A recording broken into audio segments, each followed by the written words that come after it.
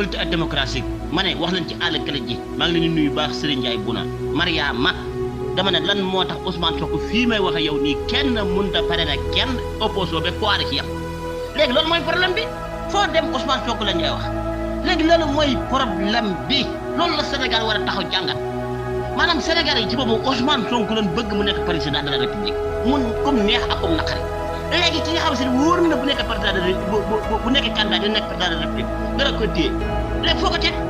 ñun ñi nekk ci opposition bi tey par exemple ñun xam nañ ci dara yëf yi daal métti ci ñun day bëgg dee nan ko wax. Serigne Ndiaye Bouna ñàkk keñaan day dafa baax waaye loolu nga seetlu daal ñi ko seetlu moom bari na